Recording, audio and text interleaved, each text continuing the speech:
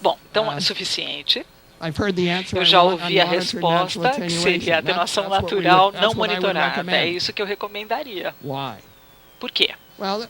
Bom, vamos dar uma olhada em relação a não ter um processo de atenuação. Qualquer coisa assim, a benzeno passa por esse furo e vai chegar ao poço de água potável. Então, nós estamos com essa situação, onde temos esse furo ali e também uma concentração bastante baixa, né, da pluma, indo em direção à água potável a 2 km de distância. E aí nós fizemos uma suposição ruim de que a água ali no poço era um aquífero perfeito e tira a água ali de todas as direções e todas as profundidades, e nós não calculamos quanta água que está chegando a esse poço, que não está contaminada, e quanto que está chegando ao poço que está contaminado.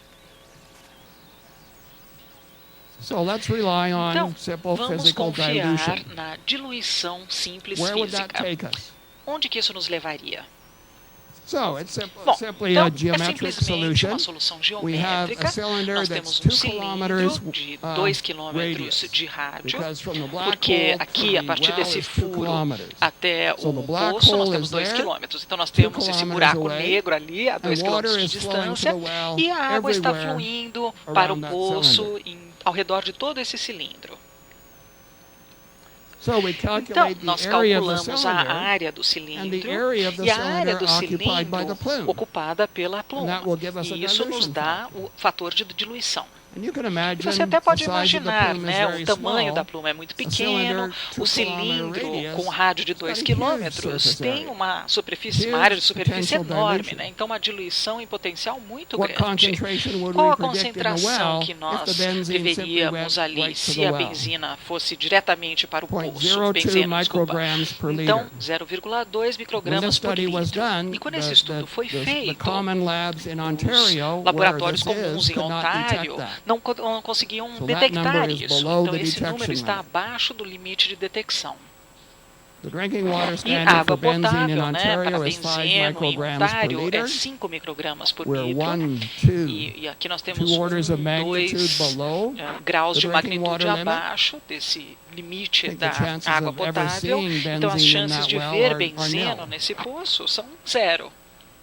Então, a surpresa é que eu estou bastante confortável com essa atenuação natural não monitorada.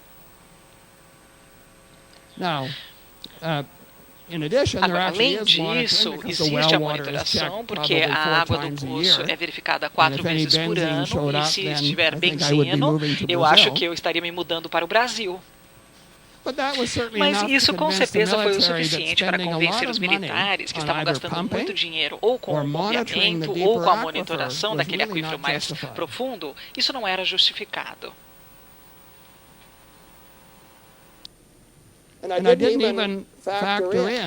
E eu nem coloquei aquela biodegradação contínua dessas substâncias químicas. Então, eu não preciso contar a história. A única coisa que eu preciso fazer é um cálculo geométrico e a maior parte das pessoas pode entender isso.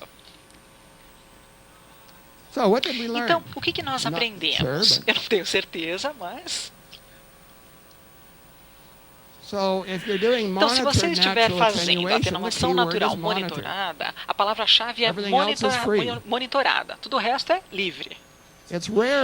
É muito raro que o mínimo seja suficiente. Eu acho que é o trabalho de vocês, como profissionais, a partir da sua experiência nessa área, decidirem quais os locais que realmente são um grande perigo, um grande risco, onde o mínimo com certeza não é o suficiente, e quais os locais que têm um risco real ou não tem nenhum risco, quando nós temos um cenário concebível, e aí você não precisa investir tantos recursos. Isso é uma questão de julgamento profissional da comunidade local, né, dos hidrogeólogos da comunidade. Eu não posso dizer se o número de poços é 2 ou 9, é uma coisa que você vai saber a partir da sua experiência. E depois, os aquíferos, desenvolvem furos e eles são, de repente, muito inteligentes, sei lá, e pelo menos eu acho, né? E às vezes você tem sorte. Às vezes, até você tem atenuação natural não monitorada, é suficiente. Então, isso aí seria a advecção e também a atenuação natural monitorada. Alguma pergunta ou comentário?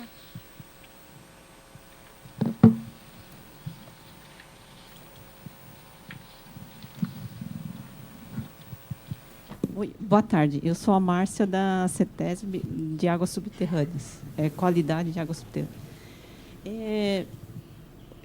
O que eu gostaria de perguntar é que, se não soubesse a concentração total de benzeno, ou, aliás, de benzeno, que foi o cálculo feito, né, não daria para ter essa segurança, né?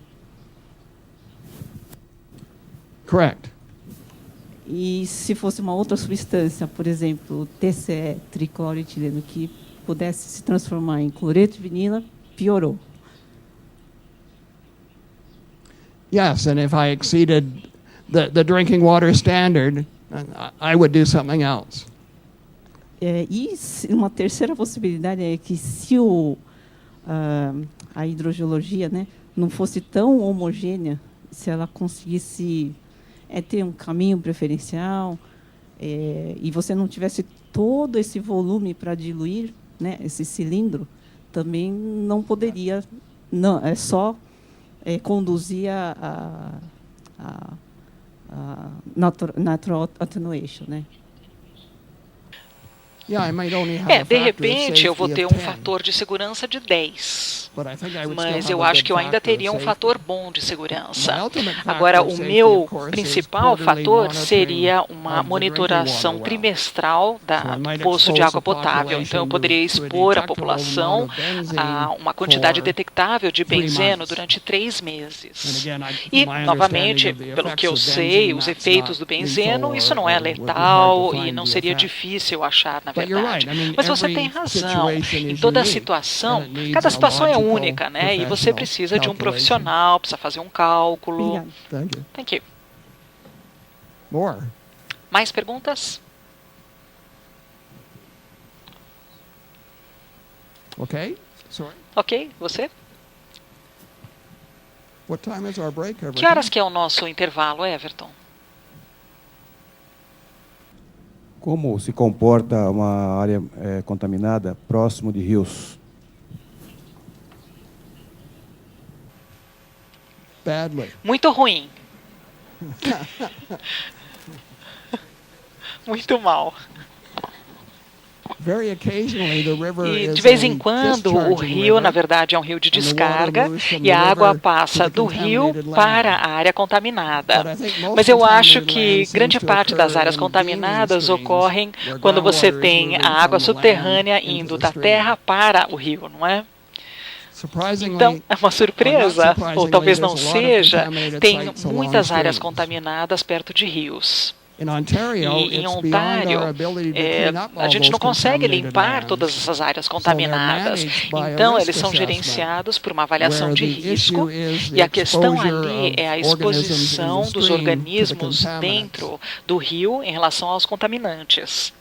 Não é muito bom, né, em termos de satisfação, né, a realidade de custo, esforço. Se você realmente quiser investir o seu dinheiro onde o impacto é maior, então, se essa for a sua situação, de repente você precisa se mudar para o Canadá. Sei lá. Ok? Sim? Okay, Vamos continuar então? Um pouquinho?